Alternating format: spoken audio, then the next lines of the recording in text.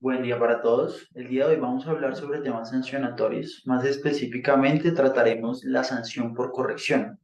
¿En qué casos se genera esta sanción? ¿En qué casos no se genera la sanción? Y las diferentes maneras que existen para liquidarla. Para ello vamos a ver un caso práctico en donde vamos a ver todas las posibilidades que se pueden generar. Listo.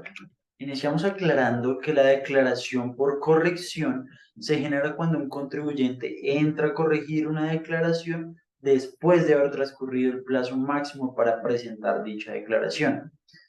En este momento hay que analizar si esta corrección está generando un mayor valor a pagar o un menor saldo a favor, que son los casos en que se genera la sanción por corrección. Si yo genero un mayor valor a pagar o un menor saldo a favor, hay que liquidar sanción por corrección. Y si declaro, si en la corrección me genera un menor valor a pagar o un mayor saldo a favor, no se genera sanción por corrección.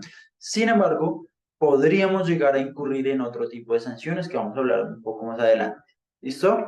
Entonces, decimos que tenemos una declaración inicial que nos arroja un valor a pagar de 10 millones de pesos. ¿Listo? Voy a hacer una corrección y en esta corrección me dice, no, no eran 10 millones, eran 25 millones. ¿Listo? Entonces, vamos a ver cuál es la diferencia. Estamos generando un mayor valor a pagar, ¿cierto? ¿De cuánto? De 15 millones de pesos. ¿Qué dice la norma? Artículo 644. En el momento en que no hay un emplazamiento por parte de la DIAN, no hay ningún requerimiento especial, la sanción por corrección se debe liquidar del 10% del mayor valor a pagar o del menor saldo a favor, que en este caso sabemos que es 15 millones, ¿cierto? Este es el mayor valor a pagar que se generó. Esta va a ser nuestra base para liquidar la sanción. Sería el 10% de esta diferencia, que nos da un total de 1.500.000. ¿Listo? Adicional a estos valores, a estos 16.500.000 que hay que pagar, hay que realizar el cálculo de intereses moratorios. Y recuerden aquí que el interés moratorio se calcula únicamente, en este caso, sobre los 15 millones, que fue lo que en su momento dejé de pagar. Nunca la sanción hace base para la liquidación de los intereses moratorios. ¿Listo? Este es el primer caso que nos podemos encontrar. Pero resulta que la DIAN ya me hizo un emplazamiento. Entonces, de igual manera, tengo una declaración inicial de 10 millones, voy a corregir y me genera un valor a pagar de 25, incurriendo en un mayor valor a pagar de 15 millones. Pero en este caso, por tener emplazamiento por parte de la DIAN, la sanción se me va a duplicar, ya no va a ser el 10% de esa diferencia, sino el 20%. En un caso inicial, la sanción sería 1.500.000, en este caso sería de 3 millones, más los intereses moratorios de los 15 millones, ¿cierto? Este sería nuestro segundo caso, cuando tenemos emplazamiento por parte de la DIAN. Resulta que no es el único caso. Resulta que tenemos una sanción por corrección cuando la declaración inicial fue extemporánea. Aquí nos cambia porque tenemos que hacer un paso adicional. Primero vamos a aclarar si tenemos emplazamiento o no por parte de la DIAN. Sigue siendo de la misma manera. Si no tenemos emplazamiento, va a ser el 10% del mayor valor a pagar o menor saldo a favor. Si tenemos emplazamiento, va a ser del 20%. En este caso práctico, vamos a decir que sí tenemos emplazamiento. Entonces va a ser del 20%.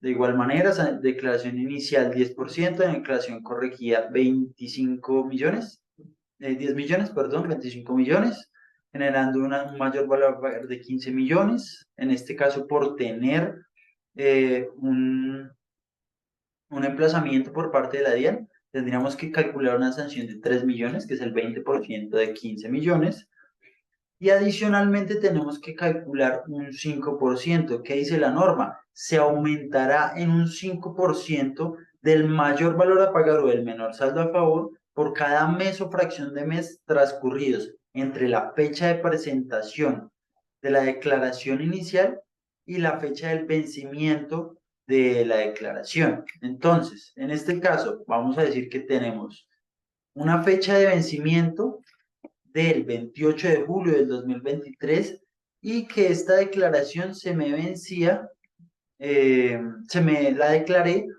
inicialmente el 8 de septiembre.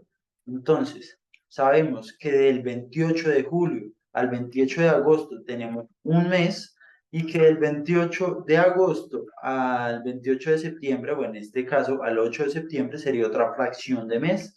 Entonces tenemos que calcular 2 meses, un mes y una fracción de mes.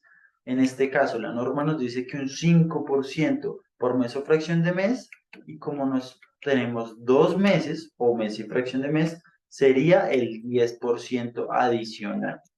Entonces, en nuestro cálculo tenemos 3 millones de sanción por tener emplazamiento y un 10% adicional que sería igual sobre los 15 millones, como decía, del mayor valor a pagar o del menor saldo a favor. Tendríamos que la sanción ya pasaría de 3 millones a 4 millones 500 mil pesos, más los 15 millones que se dejaron de presentar, más los intereses moratorios. ¿Listo?